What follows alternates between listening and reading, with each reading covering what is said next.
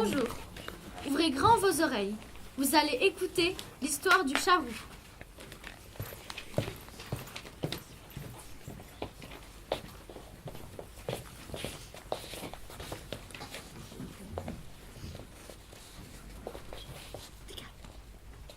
Il était une fois un petit royaume appelé Galipo. Ce royaume, c'était comme le paradis. La nourriture, elle était toujours abondante. La pauvreté n'existait pas dans ce royaume. Il faisait chaud, le ciel était d'un teint rosé, et il ne pleuvait pas souvent, mais assez pour que les terres soient fertiles, et pour que les terres, elles permettent que des pommiers gigantesques poussent dans tout le royaume. Ces pommiers, ils donnaient des pommes grosses, juteuses. Ces pommes, elles étaient d'un rouge... Comme le sang, Éclatant. comme les fraises. Un rouge pompier. Ouais, un rouge pomme, quoi. Et ces pommes, une simple bouchée de celle-ci, pouvait permettre à un homme de se rassasier pour la journée. Pour que la paix règne dans ce royaume, il y avait 2 règles à respecter. Les hommes devaient fabriquer de magnifiques pulls en laine tricotés, devaient participer chaque année au concours annuel de la tarte à la pomme. C'était un concours pas très facile. On peut dire que c'était pas de la tarte. Hein.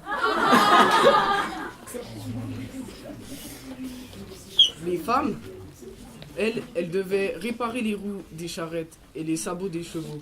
Et tous les dimanches, elles se réunissaient autour d'un feu de camp. Elles buvaient des litres et des litres d'alcool. Ce royaume, il est parfait. Ben, il est presque parfait. Il y a quand même un petit détail qui fait qu'il n'est pas parfait. Les femmes sont au pouvoir. Non mais ça c'est vraiment génial parce que déjà on n'a jamais vu un monde aussi propre et rangé. Si c'est les gars qui règnent là c'est fini. Là, Cependant, dans ce royaume, il y avait une légende qui se transmettait au fil du temps. Cette légende était la suivante. Si une personne sortait du royaume, bravait les dangers de la forêt Macaulay, elle trouverait un trésor qui lui permettrait de changer son royaume. Dans le royaume, il y avait une personne nommée Jean le Normal. Jean, bonjour déjà, vous allez bien? Jean, il avait un visage banal, des cheveux un peu gras, on pourrait même croire qu'il y a des insectes. Il avait un style vestimentaire, ça lui allait pas super bien, puis ils sont pas super bons non plus. Hein. Puis il avait une carrure, pas une carrure d'athlète, parce que là, il a fait des choses. Il avait un visage si banal que lorsqu'on le croisait pour la 2e, 3e, 4e fois dans la journée, à chaque fois on avait l'impression que c'était pour la première fois. Ah mais, bonjour, vous allez bien? Or, Jean le Normal, il avait quand même des qualités. Il était très généreux, courageux, hardi, vaillant et triple champion de tarte aux pommes. Ouais, il était aussi très très narcissique. Hein. Un jour, il prit une décision très importante pour lui. Il voulait être le héros de cette légende.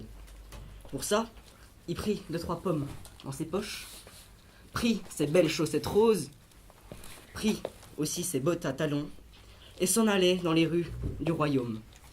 Il passait inaperçu, tellement il était banal. Personne ne faisait attention à lui. Au bout de quelques dizaines de minutes de marche, il arrivait à la frontière entre le royaume et la forêt.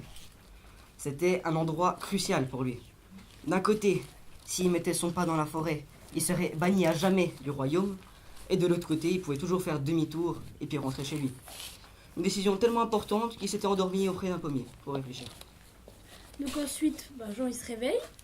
Il est réveillé par un bruit sourd. Il se rend compte que c'est les soldats de la garde royale qui sont aperçus de son absence.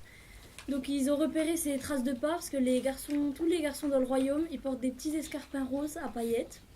Donc on les reconnaît. Et Jean, il prend peur, il panique et il se met à courir dans la forêt sans réfléchir. Il court le plus vite possible et il se rend même pas compte que la garde s'est arrêtée à l'entrée de la forêt. Donc ils ont quand même fait une muraille pour pas qu'il puisse ressortir. Il y a un soldat tous les 2 mètres. Et il continue à courir et il finit par tomber sur une grande clairière avec une petite cabane au milieu.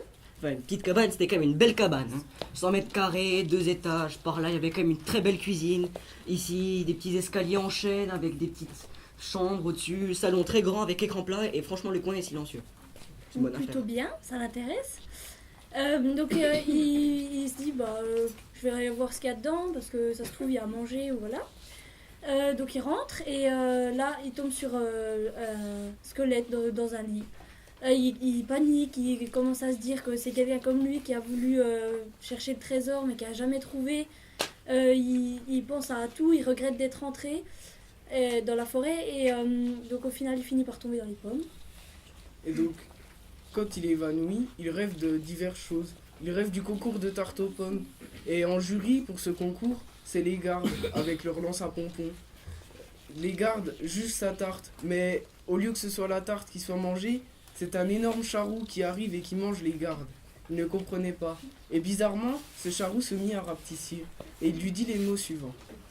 Cher garçon, tu dois tout simplement trouver le plus grand chêne de cette forêt et creuser un trou profond jusqu'à trouver la légende. Jean se réveilla frissonnant. Alors là, le rêve, ça l'intrigue. Et donc vraiment, il y pense tout le temps. Et comme il sait pas où chercher son trésor, il n'en a aucune idée. Donc il se dit, tant qu'à faire, il n'y a rien à faire dans cette forêt, je vais aller chercher le chêne. Alors il cherche pendant des heures. Et au bout de quelques heures, il finit par tomber sur un arbre qui lui semble quand même très gros. Et il tente sa chance. Et il se dit, peut-être que c'est celui-là. Donc il creuse. Puis il creuse à un moment, il trouve que des vers de terre, ça commence à l'énerver, il s'ennuie. Mais bon, comme il n'y a rien à faire, il continue à creuser. Et il finit par trouver un petit sachet avec un pépin doré dedans. Comme ça correspond à ce que le petit chat roux lui a dit, il le prend. Et il commence à rentrer. Puis quand même, il est un peu inquiet dans sa tête parce que c'est bizarre que comme ça, un rêve, ça devienne réalité. Il trouve ça étrange. Et il est quand même sorti de ses pensées parce qu'il entend au loin des bruits de loups. Au début, il n'est pas très inquiet parce que les loups, ils viennent de loin. Et puis, il commence à se rendre compte que ça s'approche de plus en plus. Et là, il se rend compte qu'ils sont juste derrière lui. Donc, il se met à courir à fond la caisse. Il a trop peur. Et il arrive à la frontière de la forêt. Donc, il y a toujours les gardes. Les gardes le voient, mais quand même sans réfléchir, ils voient qu'il est poursuivi par des loups, donc avec leur lance à pompons, elle tue tous les loups, ça c'est réglé.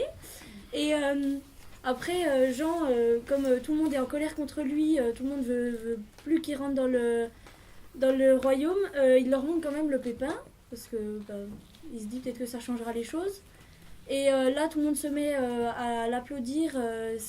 C'est ça la légende. Ils sont contents et au final, ils le laissent rentrer chez lui. Et donc, quand il rentre chez lui, il a eu un accueil de héros, mais il a un réflexe, étant donné que Jean adore les pommes. Il va planter le pépin en or dans son jardin. Et contrairement aux pommiers normaux, le pommier pousse d'un seul coup. Et les pommes qu'il donne sont beaucoup plus grosses que les pommes ordinaires. Elles sont dorées d'un or comme si c'était la couleur d'un lingot d'or. Et étant donné qu'il est très généreux et instinctivement, sans réfléchir, il en cueille 1, 2, 3, puis au final c'est une centaine de pommes qu'il cueille et il va les distribuer dans tout le royaume. Il en donne à Sylvain le malin, à Oscar le débrouillard, il en donne à tout le monde. Et au final, quand tout le monde a avalé une bouchée des pommes, tout le royaume s'endort. Quand le royaume se réveille, tout a changé. Il n'y a plus d'inégalité. Les femmes et les hommes sont au même niveau. Si une femme le veut maintenant, elle peut tricoter des chaussettes en laine. Et un homme, lui, il peut réparer les charrettes. Tout a changé. Et pour le remercier, les villageois donnèrent un rôle à Jean. Tous les 3 mai, il va distribuer des pommes en or dans tout le village. Et il en donne car c'est les meilleures pommes du village. Et les villageois ont appelé ça le jour normal.